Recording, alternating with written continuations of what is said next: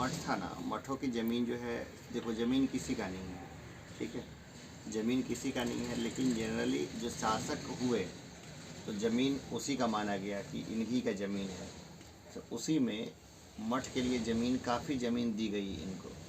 आधुनिक समय में मठ के लिए कैसे ज़मीन दी गई, इसके ऊपर बोलेंगे तो बहुत विवाद होगा, ठीक है। तो विवाद से बचना है, बच्चों को इतना ही बताना है जितना कि उनको ज़रूरत है। तो मठ जो था ना, मठ इसलिए दिए गए मठों में ज़मीन ताकि लोग वहाँ पर जाके जो पुजारी हैं वो पूजा पाठ या अपना आध्यात्मिक कार्य जो है वो कर सकें। तो पहले बौद्ध धर्म में बौद्ध मठों की प्रथा शुरू हुई। महात्मा बुद्ध ने बनाया कि गृहस्थ जीवन से अलग हट के लोग अपना आध्यात्मिक काम के ऊपर में ध्यान दे सकें। तो बौद्ध मठों में महिलाओं का प्रवेश वर्जित था। वो ऐसा मानते थे कि महिलाओं के आने से बौद्ध धर्म की जो पवित्रता है ना वो भंग हो जाएगी, ऐसा वो मानते थे वहाँ पर। तो महिलाओं का आना पहले बौद्ध धर्म में वर्जित था, लेकिन जो महात्मा बुद्ध के जो शिष्य थे ना, भंते आनंद, उनके जोर से महात्मा बुद्ध ने फिर महिलाओं का भी आना बौद्ध धर्म में अलाउ किया। तो जानते हैं उसमें क्या हुआ? उसमें ये हुआ कि महात्मा बुद्ध बोलते थे कि बौद्ध धर्म जो 1000 साल तक जिंदा रहता, अब महिलाओं के प्रवेश के कारण अब 500 साल में ही खत्म हो जाएगा। वो महात्मा बुद्ध की वाणी थी। तो पहले जो बौद्ध धर्म में ही मूर्ति पूजा शुरू हुई और वो महात्मा बुद्ध की। और हिंदू धर्म में कभी भी मूर्ति पूजा का कॉन्सेप्ट नहीं रहा, ना कोई देवी देवता थे, ना कोई फोटो था, ना कुछ भी था। तो बौद्ध मठों में जो था ना, जो मठाधीश होते थे जनरली वो बड़ा लेविश लाइफ जीते थे, एकदम खूब सारा घोड़े हाथी। अभी भी वहाँ एक घोड़ा देख रहे होंगे ना, ये एक घोड़े को भी हम लोग देखें, ठीक है। ये पुराना कछाड़ है, किधर है, किधर क्या घोड़ा, हाँ ये रहा, उस साइड रहा, रेत के पीछे रहा घोड़ा। आइए आराम से है ना। मठों में जो घोड़े हैं ना, ये देखिए, ये तो ये उसी समय का है, ये उस टाइम का है जिस समय पुराना था। और मठों में जो है ना फिर पूजा पाठ और जो दान चढ़ावा वगैरह का काफ़ी ज़्यादा जो है वो कॉन्सेप्ट चला। तो मठों को काफ़ी ज़्यादा ज़मीन और चढ़ावा उढ़ावा सब मिलता था लंबे समय से। और मठों के जो पुजारी थे ना, उनका काम बस था पूजा पाठ करना। और इसके अलावा जो है मठ जो है कई बार जो है जो शासन का कार्य होता था ना, उसमें भी हस्तक्षेप करते थे बहुत बार। जो बहुत सारे लोग उनसे जो शासक वर्ग में थे, जैसे गांव का मुखिया हो गया या बाकी लोग हो गया, उनसे सलाह मशवरा लेता था। और मठ का जो था ना मेन जो काम चलता था, ज़मीन के अलावा ये लोग जो बाहर का जो दान था उसके ऊपर भी निर्भर रहते थे। फिर मठों की कई सारी काली करतूतें भी आई, जिसमें कि ह्यूमन ट्रैफिकिंग वगैरह में मठे फंसने लगे। इसके अलावा साउथ इंडिया के जो बड़े बड़े मंदिर थे वहाँ पे कई सारी कुप्रथाएं शुरू हुई, जैसे कि देवदासी प्रथा वगैरह।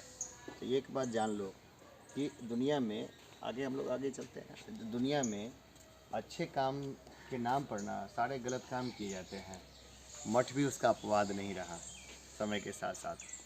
तो समय जब गुजरा तो लोगों को ये समझ में आ गया, खास करके जैसे जैसे साइंस गुजरा, साइंस आगे बढ़ा, लोगों को ये समझ में आ गया कि लोगों को जो है ना साइंसकारी होना ज़रूरी है।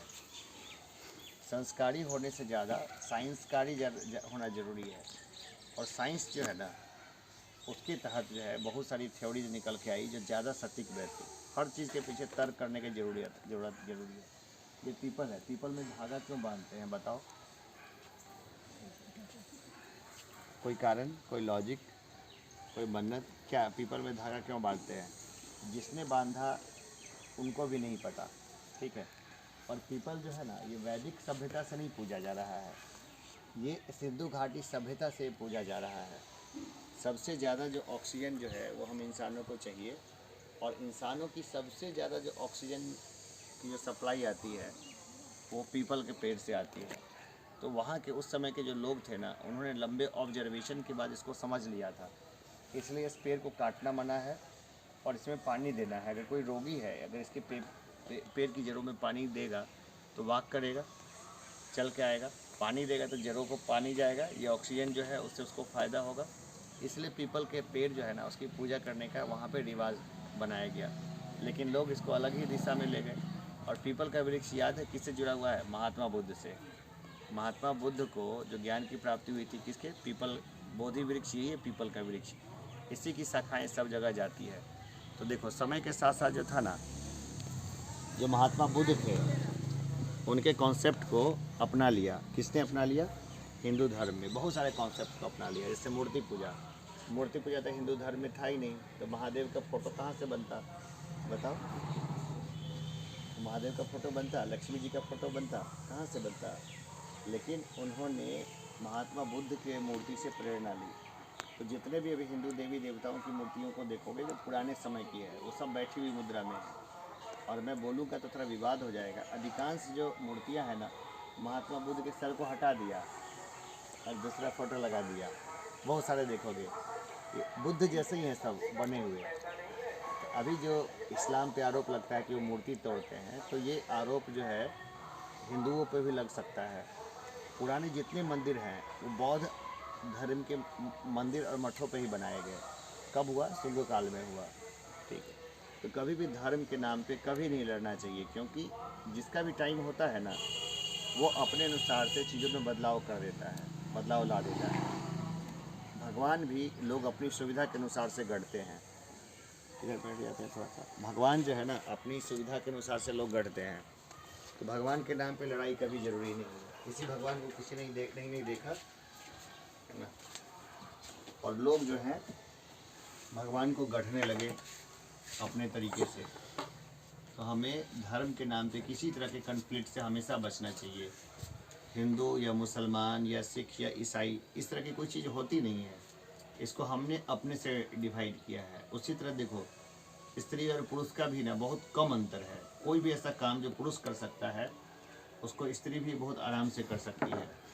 तो कभी भी भेदभाव जो है ना मन में, वो होना ही नहीं चाहिए कि वो लड़की है वो लड़का है। नहीं, लड़की को ये सोचना चाहिए कि वो लड़की है, क्योंकि सभी इंसान वो क्या है, सभी इंसान क्या है, बराबर हैं। धर्म हमें यही शिक्षा देता है कि हमें कैसे रहना चाहिए, कैसे सोचना चाहिए और कैसे रिएक्ट करना चाहिए।